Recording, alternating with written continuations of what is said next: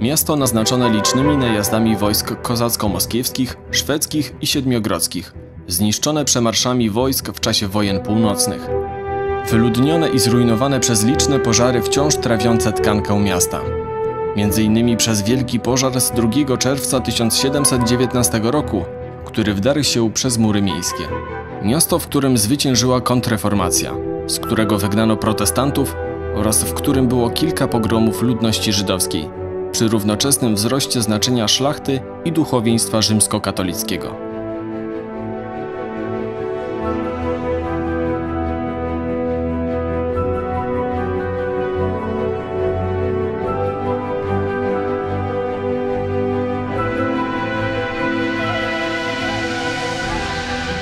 W mieście i na przedmieściach przeważały wówczas siedziby szlacheckie i magnackie oraz dobra kościelne i klasztorne.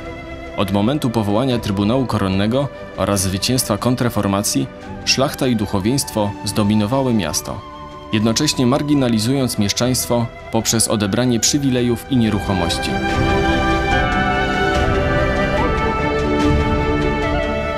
Po pożarach, które kilkakrotnie trawiły miasto i przedmieścia, zabudowa miasta prezentowała się ubogo, a wiele domostw było zrujnowanych i opustoszałych.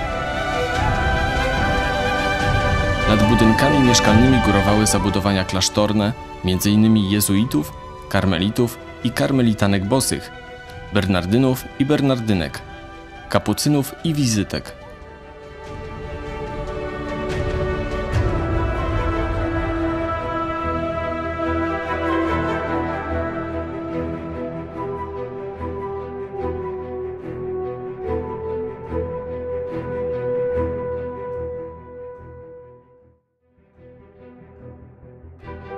Stan miasta, jaki zastaniemy za murami, będzie nie najlepszy.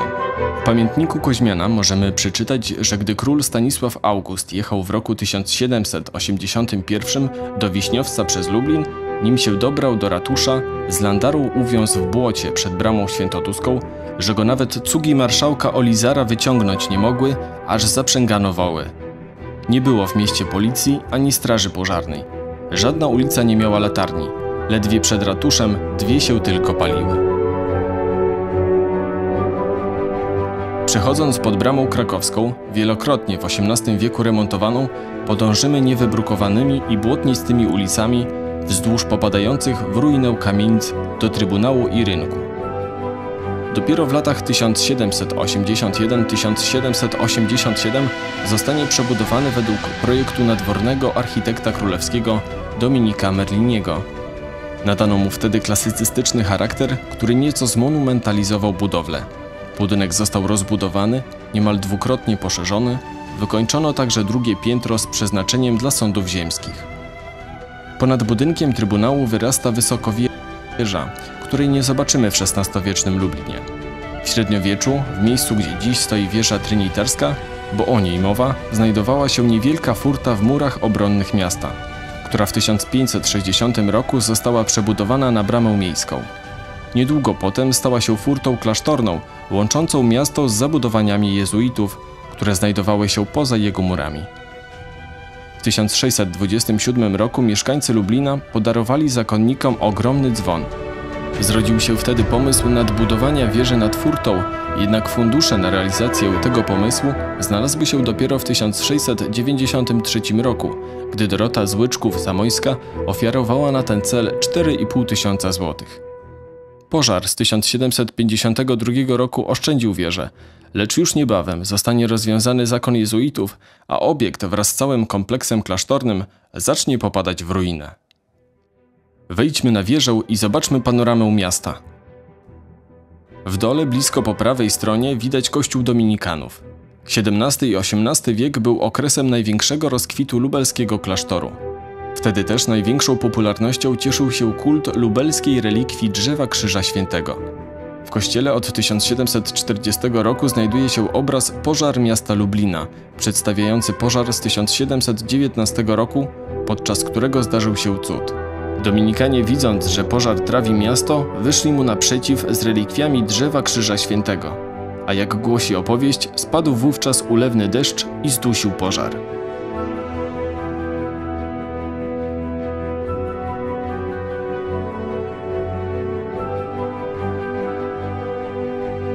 Nieco dalej widzimy wieżę kościoła Farnego, który w przeciwieństwie do kościoła dominikanów chylił się ku upadkowi.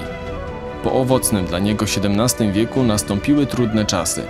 Pożary spowodowały, że kościół wielokrotnie ulegał przebudowom i naprawom. Mimo licznych remontów nic nie było w stanie powstrzymać postępującej ruiny kościoła. Braki funduszy i klęski w drugiej połowie XVIII wieku spowodowało trudności w utrzymaniu budowli w odpowiednim stanie.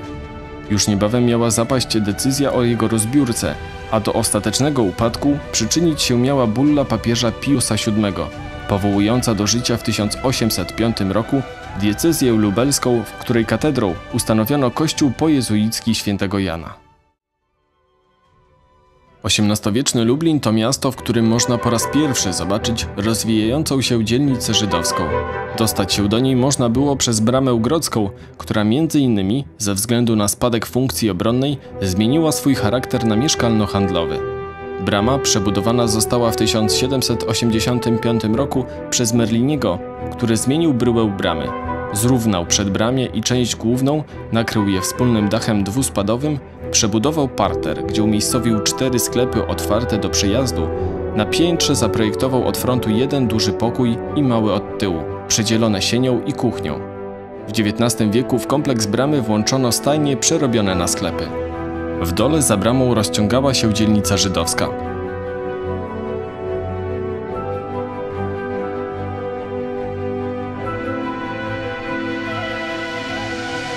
Żydzi w Lublinie prowadzili aktywne życie religijne.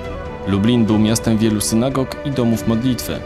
Tutaj rozwijał się w XVIII wieku ultraortodoksyjny żydowski ruch religijny, hasydyzm, związany z wybitnymi przedstawicielami takimi jak widzący z Lublina Jakow Itzhak Horowitz. Również społeczność ortodoksyjna miasta miała swoich wybitnych rabinów. Nad zabudowaniami żydowskimi wznosiły się świadczące o niepokojącym stanie miasta ruiny zamku. Jeszcze w latach 1649–1651 zamek był bazą dla wojsk walczących z Kozakami i Szwedami, a także czasową rezydencją króla. W latach 1655–1657 został niemal całkowicie zburzony. Ocalałymi elementami były kaplica zamkowa, dom mansjonarski i baszta. W XVIII wieku Jakub Zamojski i Wincenty Potocki próbowali ratować ruiny. Wtedy prawdopodobnie obniżono basztę, usuwając attykę i zniszczone górne partie murów. Ich starania spełzły na niczym, a baszta już wkrótce znów zaczęła służyć jako więzienie. W takim stanie oglądamy jego zabudowania w XVIII wieku.